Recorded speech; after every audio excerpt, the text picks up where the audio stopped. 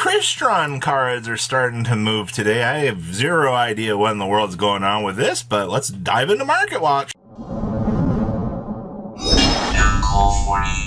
You guys smash the living crap out of that subscribe button so you guys don't miss out on more Oddest content. Wow. You know, you have 54 listings of Alckemy Fibrax on the market here. And your last sales for this were back on 8/14, actually, which, I mean, is not like the scariest thing in the world, but that's an abnormally low amount of listings for an ultimate rare. But that's not even the thing that's caught my attention here. Also, the Yu-Gi-Oh! Dayfield Center's got like $3 on this thing. Okay. But then there's this. Quandrax. For some reason. I don't know if somebody's figured out like some sort of combo for this or what, but like you had a pretty... What's going on here? Why the sudden ramp up of buyouts on the 8/15 mark out here? Dollars, 250s.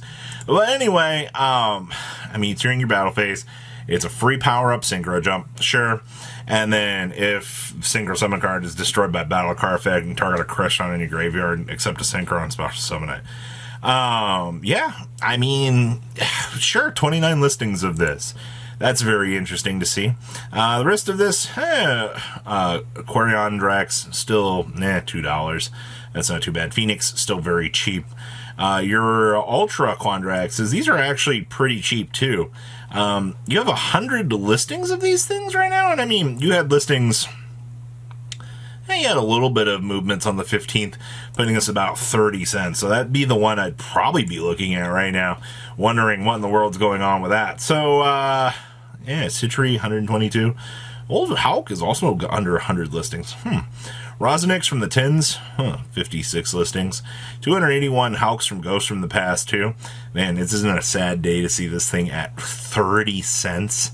How the times have not been kind to this. Yeah, that's your Quandrax buyout with lower listings than usual for some of these Crystron cards. I don't know. I would keep an eye on this stuff. I'm very curious if, you know, we've got some sort of Crystron interesting thing cooking. Somebody's got something cool in the synchro department for the Quandrax stuff, but keep an eye on this stuff. Okay. This is, I want to point out here, I'm pretty sure the only reason why this card has bumped up is because of Mimighoul. You have a really cool thing with this, just send a flip monster from your deck to the graveyard, special summon a monster from your hand in face down defense mode to a zone that this thing points to. And then once per turn, what if a flip monster is pointed to flip face up, add a flip monster from your deck or graveyard to your hand. I play this card, I've tested it in Mimighoul. It's cute. But it's not what I would consider super good. But, you know what? That's not stopping people out here looking at your Mimighoul stuff and going, well, hey, you know, there's future support coming for this. You know, I need to have this. There might be some sort of implications. Sure, I guess. But it's a $1 card. You know, nobody wants to go through their circuit breaker bulk if they had this thing from eternity ago, going, oh my gosh, you know, what do you lose in circuit breaker? Speaking of, okay, oh yeah, Samurai Destroyer was in here. Oops, still $7. Oops, you know, Quick Launch, still $2 basically. You know, Evenly was in this set too. Wow, how the mighty have fallen. $3 per pack now. Akashic Magician was in here at 3s. Borreload, yeah, 2s. Baguski, $2. Double Helix, 50 cents. Amano Awados actually are $1. That's actually kind of beautiful to see. Yeah, Circuit Breaker is a set. Oh, yeah. The Ojama Duo. Why in the world? Hold up here. Why are we $1? This has got to be because it's an old short print trap card. It has to do with Ojamas. Yeah, this thing actually has consecutive sales. That's a scary thing to think about out here. That the Ojama Duo, of all things, has $1 value. I also don't really think Konami really did much for the reprint for that. Oh yeah, this was the personal spoofing set. Wow. Yeah, your Altergeist cards from this original set are worth nothing. The Sphere Mode from this set, 50 cents now, as it should be. I'm totally okay with this. And then your Metaphys support. You know, interestingly enough, this is also trucking up a little bit too. You don't have a lot of sales on this, but I mean, like, when the Metaphys stuff does actually do its thing out here, as Metaphys actually, you know, gets looked at, that's a That's a pretty good cheap card to be looking at out here. Yeah, you're oh yeah, we also had the Vendread support that, you know, we fumbled on and really, really missed out here. Well, Circuit Breaker as a whole is a circuit no. All right, back to this stupid thing. So we're back on whatever discussion train that people are having out here about Arise-Heart. Robbie, it's coming back. Yeah, just because the card that was announced for the reprint wave yesterday happened to be just, you know, the Kashtira Theosis, people are like, oh, you know, they're going to bring back Arise-Heart.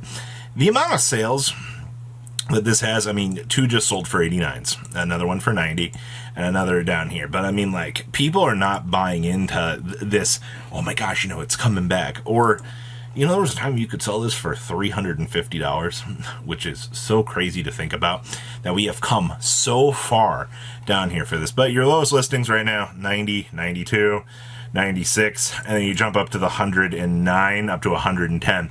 So you're playing with fire with this one. If it does come back, well, yeah, it's risk versus return. That's all it's ever going to be with this sort of thing. Meanwhile, you know, you have the alternatives down here. The alternative is also a $10 card, actually, which is kind of crazy. Yeah, 10 all across the board, on up to 11 to 12. I wonder if they are going to reprint this, though. They could just dump it in as like a super rare into the set. I guess that's your other takeaway here.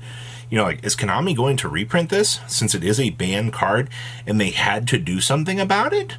Or do you think that they're just going to kind of wash their hands with it and not do that? Like, I mean, you can't really rarity upgrade it anymore, but that's a discussion for another day.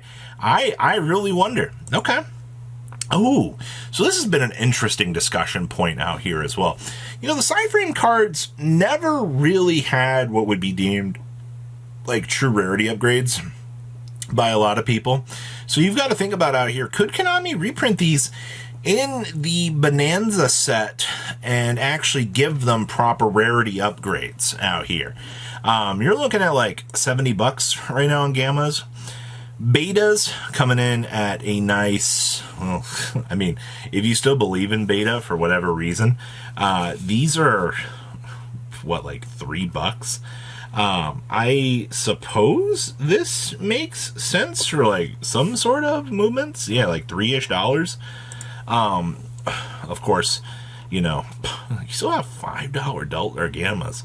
Epsilons are like $2-3. I will say that this was a nice reprint. I am happy that we do have Super Epsilons floating around in the market right now, for sure. And then, of course, look, your dollar Gammas. Your regular Deltas are like $2 as well. That's actually kind of crazy. Your Gold Rare Gammas, 50 cents. I would not be surprised to see Konami take all of these, toss them on into a set, and go, we reprinted them, we did good. All right? Gimmick Puppet Scissor Arms. You know, I understand that we look at the Gimmick Puppet stuff and we go, wow, you know, like, this is pretty rough. Yeah, it is. The stuff is, card's broken for what it does. But, I mean, is it worth it to play? How many copies do you want to play of this in Gimmick Puppets? Like 3, 4? Or no, you want to play like 1 to 2?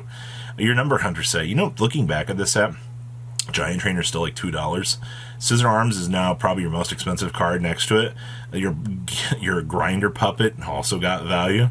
You know, when this set first came out, the set looked so awful on paper. There were a lot of cool ideas in here, but, you know, the Gimmick Puppet Nightmare was in here at $2. This set took years for it to really gain any value. Yeah, Master of Blades. We all remember that. Sky Pegasus really saw no value, but, like, a lot of these cards back here randomly have value. Number Wall as well. You know, this is almost $1. A lot of the things you tend not to really think about from the older era of stuff, especially, you know, Number Wall out here with 70, activate only if you control a number monster. Number monsters cannot be destroyed by a battle, cannot be or card effects except by another number monster. And when number monster controls destroy this card. But I mean, you have no real sales on this, but still, that's a really low chunk of listings for this. So, you never really know. So, leave a comment down below. As per usual, I don't know if I said it at the beginning of the video, but one of you be walking away with a booster pack as per usual. So please do take advantage of that. Tell me what you guys think about today's market. And you know what? I'm very, very curious to see what more will come in the future here. You guys have a good rest of your day. patrons. Thank you. Ah!